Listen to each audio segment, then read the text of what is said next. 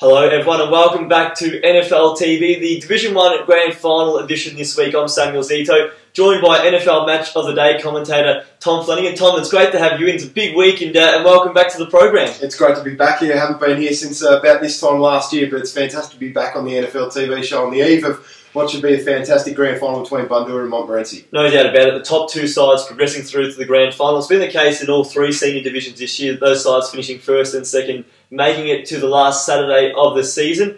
Big game coming up. Montmorency, of course, advanced the minor premier. They had the win in the second semi-final. A comeback win against Bundoora, 40 points behind, and then came back to win by 6. Bundoora went the long route, but they certainly picked up plenty of confidence in doing so. They towered up Northcote Park. It was surprising with the amount of ease in which they won the game and how comfortably they did it. Well, to be honest, I tipped Northcote Park, and Daniel Letter, who was really important in the early part of the final series for Northcote Park, was a late withdrawal. He picked up an injury earlier in the week, so he wasn't able to play. So that was a massive out for them, and the likes of Doug Morris, Bronick Davies in the midfield weren't able to get their first use on the ball. Matthew Dennis was absolutely massive in the ruck. He was able to get it down to Dyson, Farrelly, Carmuciano, Palazzolo, and those guys are fantastic inside in the clearances, and they just got first use down to the forward line, and Cloak and Moorcroft did the rest. It was fair to say that they did their homework on Northcote Park. They knew to get Lorenzini deep in defence. They had Mamone on him, and it looked like a matchup because early on Lorenzini took a couple of grabs, but slowly but surely they got him deeper and deeper back into the back line, and they just lost that drive, Northcote Park. I didn't think many of their better players had a great day, and Bundoora certainly worked them out. For Bundoora, you mentioned those midfielders. They were so dominant, particularly early in the second quarter.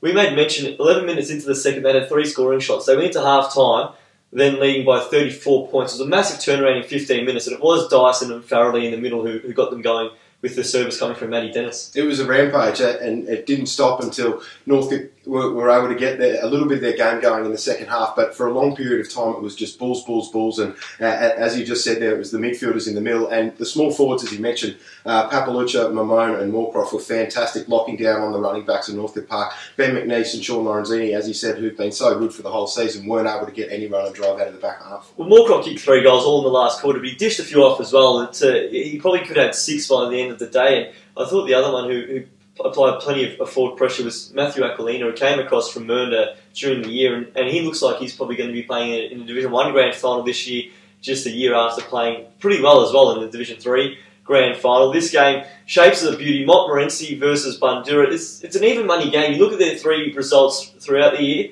First time around, Monty by 4 goals. Alex Magan kicked 8 that day. He won't be there this weekend. Second time we called that game, Bundoora had the fast start. Monty pegged them back, but Bundoora broke away late to win by 4 goals. And then, of course, 2 weeks ago, a 6-point game that really Bundoora felt should have been theirs for the keeping. So the Bulls have been one side that's really troubled Mont right throughout. Going in, what are your thoughts going in with this game just coming up this Saturday afternoon? Well, obviously there's massive importance in the middle. The 2 midfields are absolutely outstanding quality throughout. Big bodies, know how to win the big games. But I think the key matchup of the day has got to be Willits versus Dennis. I think the ruckman who can give first use to the midfield will go a long way to winning the contest. And also, as it was last week, the small forwards from Bundoora, if they can apply pressure to the running backs at Montmorency, then that'll go a long way to the Bulls winning. Well, they've got a few of them, don't they? Because Rowan Nain on a half back line, a big game player, won the best on ground last year for Greenvale, rather, in the division or the Premier Division in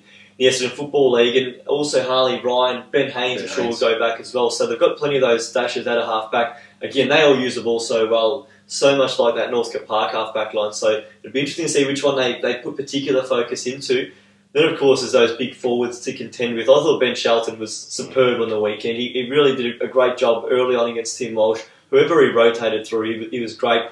Trent Barbero, we talked to Michael Farrelly after the game. He feels that Barbero will be fit to play. So too James Lord, probably in the forward half. But it's going to be some big matchups in that Montmorency forward 50 as well. I get the fancy that as often as they can, Monty's going to try and get Ryan Willits forward, because when he leads the ball and gets his arms up, there's not a defender who can really match his height and his ability to reach as well. So if they can get him forward for parts, if he can kick 2 or 3 goals, that could be the difference in the game at Preston City Oval. He's a big, strong man, and there's not really a proper matchup for him that you can see across the 22. But conversely, if it is not too hot, then the Bundoora Bulls have the option to play Lerm in the ruck, which allows Dennis to roam around the ground and also do a similar thing, moving into the half-forward areas. It'd be interesting because we feel that if Lord and Barbera are fit, they'll be walk-up starts for Bundoora, provided they are 100%. So two have to make way. It'd be interesting to see whether they make any other changes.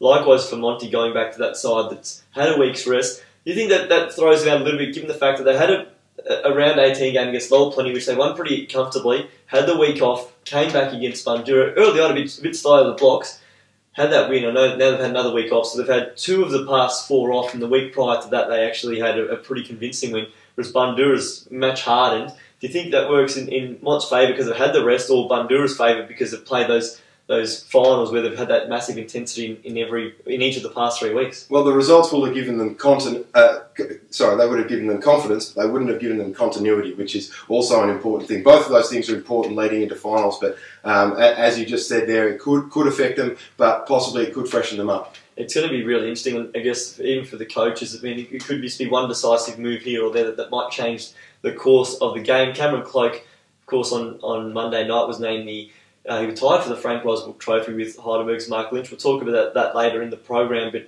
who do you see as being the matchup for him? Tennant spent a fair while on him in the second semi-final. We know there's Coghill, Fitzgerald down there. You know that Flint's going to try and get across and make it a 2-on-1 as well. Who do you think gets first crack at, arguably, well, certainly now the competition's best player as voted by the umpires? I would say Mick Fitzgerald, and Craig Flint usually does that third man up role where he comes over the top and helps out Mick Fitzgerald with the big role at the back. But you feel like if Dennis were to roam in the forward half also, then that means you probably have to pull Tennant off and play Tennant as a one-on-one on Dennis around the ground. It's going to be interesting. I mean, Dennis is going to be one of those players that that potentially Mont puts the most work into because he gets all over the ground, and we saw his marking capabilities a couple of times from kickouts, and not just from the Bundoora end last week. He was taking marks from kickouts from Northcote Parks and pumping the ball back in as well. So he's in huge form. Again, another big game player. There's so many on both sides of the field. You just love to see how they're all going to go on that one afternoon. Of course, 2:30 at Preston City Oval this Saturday. Tom,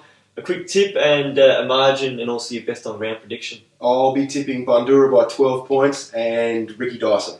I'm tipping Montmorency to break a 34-year premiership drought. I think they'll just get over the line. I think it'll be pretty close. I've tipped them by a goal, and I reckon Ryan Willits is the man for them. If he can have a big game, I expect Monty to win it. We'll be close, and we really look forward to it. Of course, 2:30 on Saturday afternoon. You can tune in on 88.6 Plenty Valley FM. Otherwise, get down to Preston City Oval. Shapes is a beauty. There's games from 9:15 as well. The under-19s grand final between Greensborough and West Preston Lakeside. The Borough in their 5th straight grand final. West Preston coming from 4th on the table to make it to the last Saturday of the Northern Football League season. And of course, in the reserves, it's Greensborough taking on Heidelberg. So make sure you get to Preston City Oval on Saturday.